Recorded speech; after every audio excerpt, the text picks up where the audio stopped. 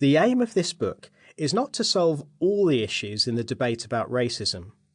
It is to offer fellow Christians some tools and frameworks to help all of us more thoughtfully navigate conversations about race and to better love our brothers and sisters of all ethnicities. Our stories. We've both been conscious of the ways that race and culture shape our experience of the church for a long time. I, Jason, am Black British. I was born in London to parents from the island of Barbados in the Caribbean who had moved to the UK to work and study. The suburb where I grew up was predominantly white. This meant that, apart from my parents, I encountered very few people with brown skin who were in skilled professions such as medicine, engineering, teaching or banking. It wasn't until we started to visit Barbados that I became aware of how much this had affected my own thinking. I remember wondering how the plane I was on would actually be able to land on the island. Who would have built the runway? Subconsciously, my environment had caused me to doubt whether, apart from some exceptions like my parents, black people had the competence to do these things. It seems almost unbelievable now that, despite the colour of my own skin, I might think this way. But it meant that my parents' decision to make Barbados a kind of second home for us was all the more precious.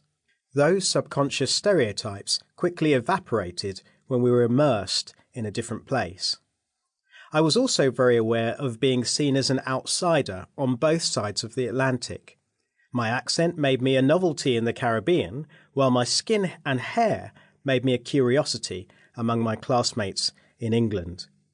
My wife is white, and we are on an ongoing journey of working out what it looks like to raise children with mixed heritage in a sometimes hostile world. We've also had the privilege of planting an intentionally multi-ethnic church on an urban housing estate. Over the last decade, we have learnt lots about seeking to minister in a multi-ethnic, multicultural, multi-generational environment, often from our mistakes. I, Jessamin, am a white American. I was born in Tokyo and spent my childhood between Japan, California, and Massachusetts. I had the chance to meet people from many parts of the world and transition between different cultures. Early on, I realized that church is both enriched and complicated by ethnic diversity.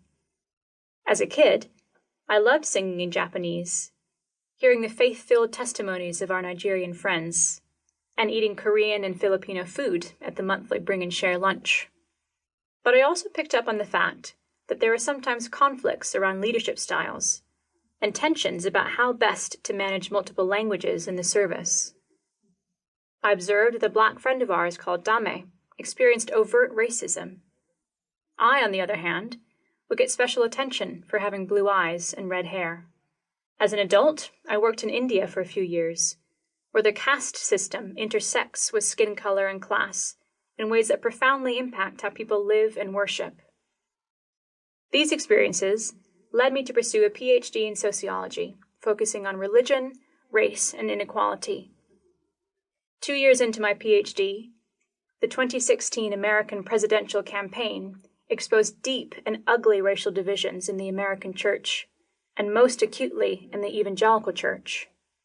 I started doing research, both in the US and the UK, into how evangelicals think about race, and what helps or hinders churches from becoming racially integrated.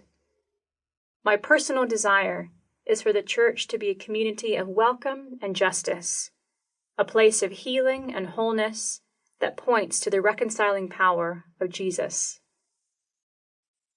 Both of us acknowledge that we see these topics of racial justice and unity through particular lenses.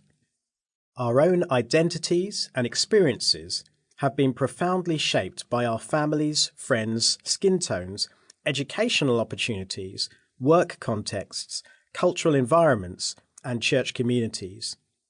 We do not claim to have a comprehensive understanding of the complex issues that this book raises. Certainly, we both have much more to learn.